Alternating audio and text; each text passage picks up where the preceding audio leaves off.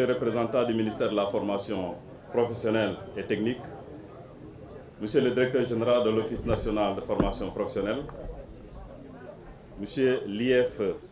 dans l'arrondissement des Parcelles Assainies, Monsieur Colly, Monsieur les représentants du maire du Golfe Sud et du maire de la Padoue, mon cher collègue maire Diamé qui est là, honorables députés, mesdames, messieurs les adjoints au maire et conseils municipaux de la commune des Parcelles Assainies, messieurs les notables de la commune des Parcelles Assainies, les chers amis et chers imams de l'unité 25, monsieur le représentant du commissaire de police de l'unité 22, monsieur le directeur général de l'IMO Groupe Sénégal, chers invités, chers Badiadou Gox et relais communautaires, je vous remercie vivement d'avoir accepté de vous joindre à nous pour vivre ensemble ce moment historique dans la vie de notre collectivité territoriale. Il s'agit du lancement des travaux de construction de l'école des métiers, un projet majeur que nous avions soumis aux Parcellois au moment de solliciter leur voix. Je rends grâce à Allah de nous avoir donné la force et les moyens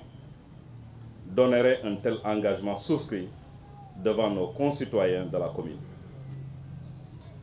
Vous mesurez alors aisément la joie et la fierté qui m'animent à l'heure de procéder à la pose de la première pierre de ce chantier. Mesdames, Messieurs, avant d'arriver à la tête de la municipalité, j'ai parcouru la commune dans son ensemble. J'ai serré la main à des centaines, voire des milliers de jeunes et femmes avec qui j'ai eu l'occasion de m'entretenir. De ces discussions, il ressort que le chômage est souvent vécu comme une angoisse existentielle. Pourtant, ces jeunes et femmes rencontrés ne sont pas sans emploi par leur volonté. Au contraire, ils aspirent tous à un travail pour préserver leur dignité et contribuer à la construction nationale. Malheureusement,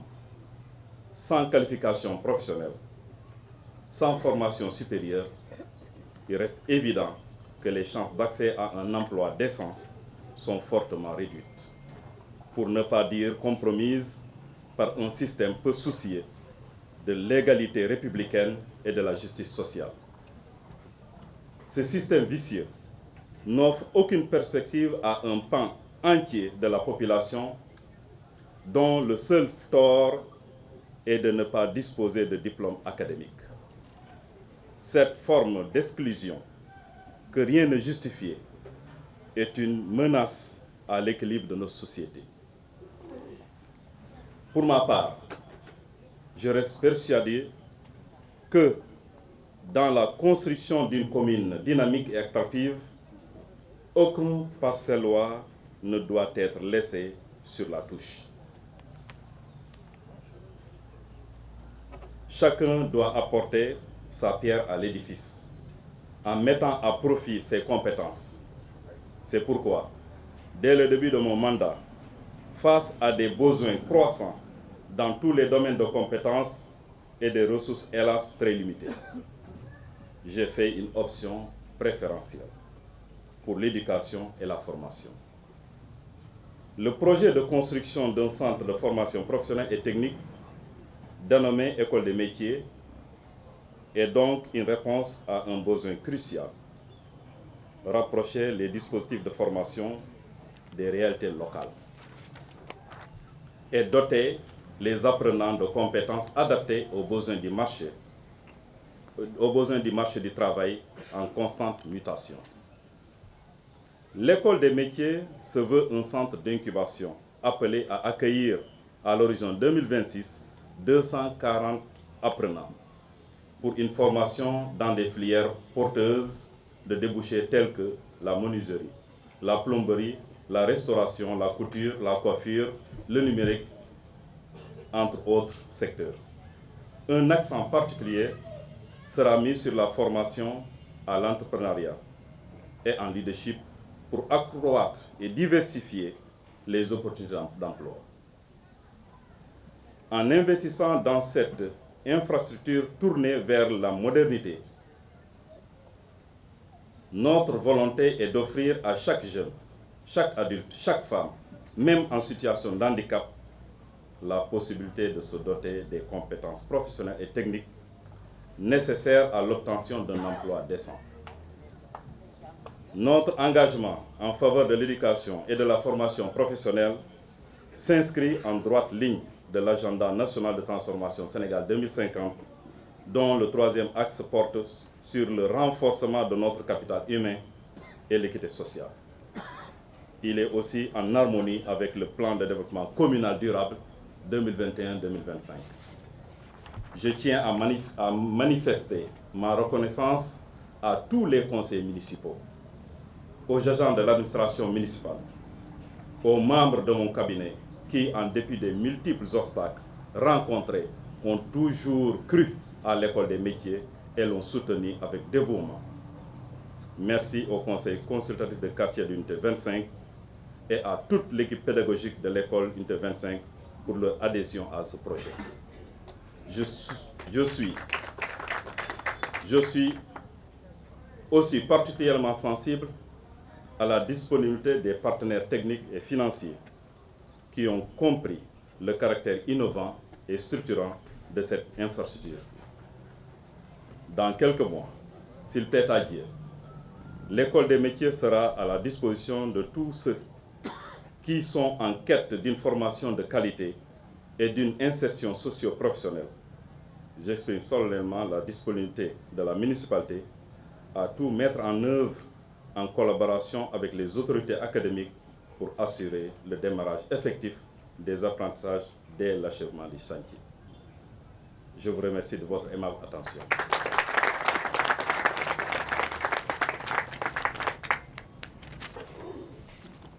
Asalaamaaleykum wa rahmatullah,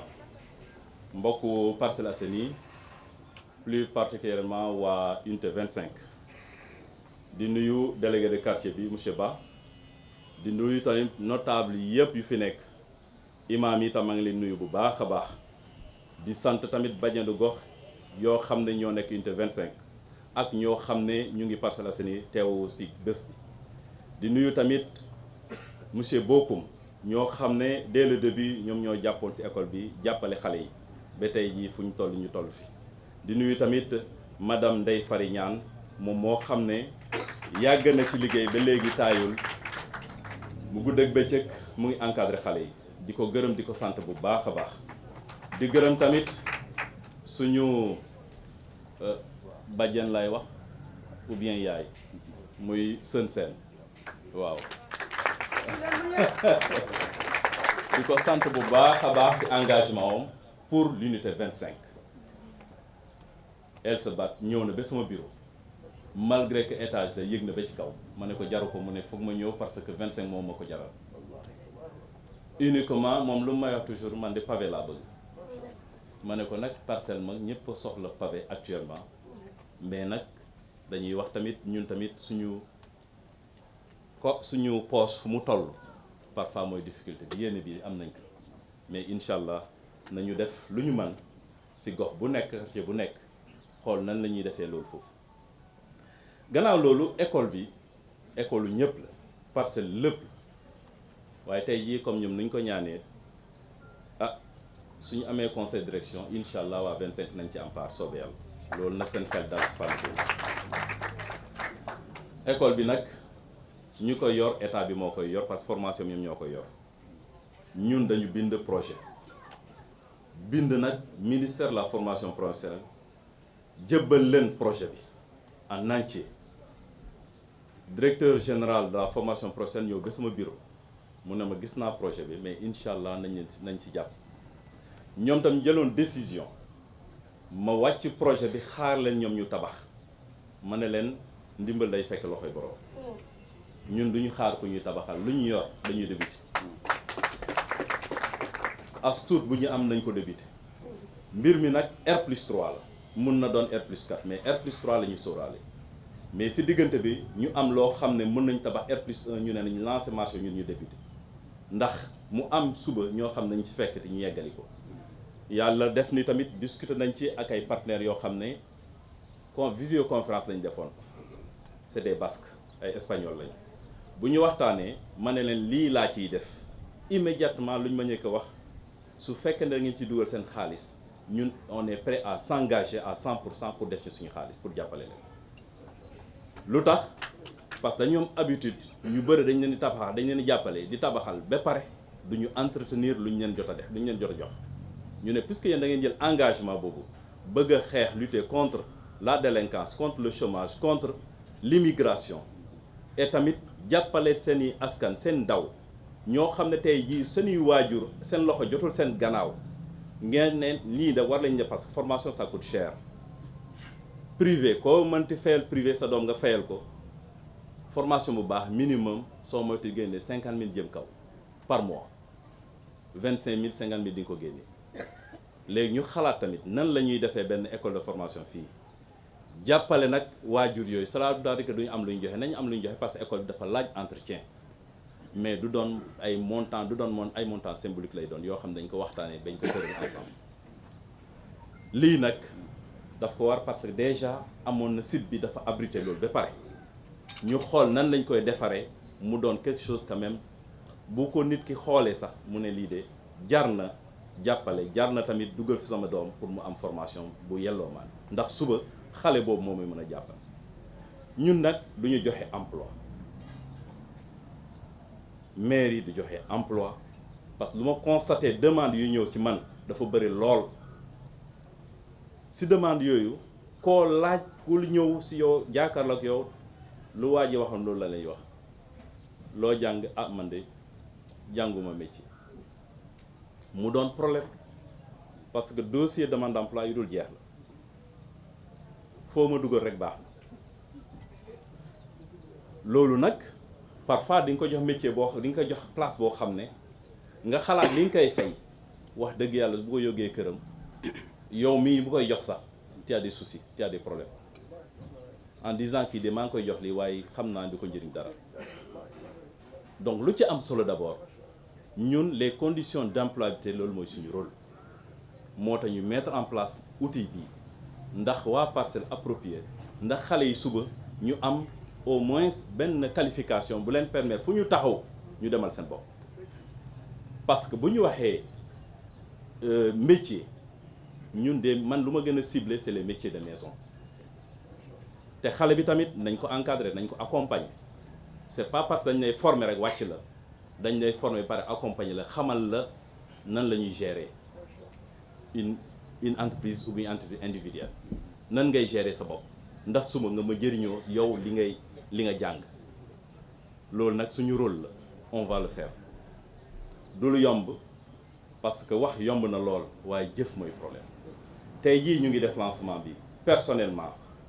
du sama initiative pour def lancement ah parce que tamit soo nekkee kay nit da ngeen déglu luñ la loo mënti jàmbaare boo dul déglu parfois di nga dugg ci erreur ñoo ma ne lii de foog ñu jëmmal ko foog ñu lancer ko parce que habitude bi nga am du habitude bu baax man dama bëggoon lu ma wax ma jëfe ko moo tax ma ne nag ñi commencer les travaux rapidement ñu ne ma déedéet lii dañ koy lancer parce que lu ma faral gis pose première pierre da ngay def pose première pierre nit ñi di toog di xaar lu yàgg ñu ne anamu gisuñu lu ci am solo ci doomu aadama mooy wax jëf ñaar yooyu loo mënul nga xam ne mënoo lii nag soo gisee tey ji mu yegg fii dafa am ñu nekk sama gannaaw ay conseils municipaux yoo xam ne macha allah ñoo ma jàppale ci liggéey bi maam administration boo xam ne ils sont professionnels ñii ñoo tax ba tey jii ñu toll fu ñu toll nii ñu yegg fii moo tax suñu waxee am na yoo xam ne suñ ko waxee même su fekkee ne man du ma façon de voir les choses je suis obligé de m'adapter d'accepter ay critiques ou bien loo xam ne yaakaar nañ li moo gën ma def ko c'est vrai en politique lañ nekk lépp li ngay def dafa laaj visibilité mais yaakaar naa ne tamit soo jëfee de façon concrète des choses nit ñi duñ fi nekk di lam-laamee lu ñu gis la lu ñu teg loxo la di gërëm ñëpp di sant ñëpp asalaamaaleykum.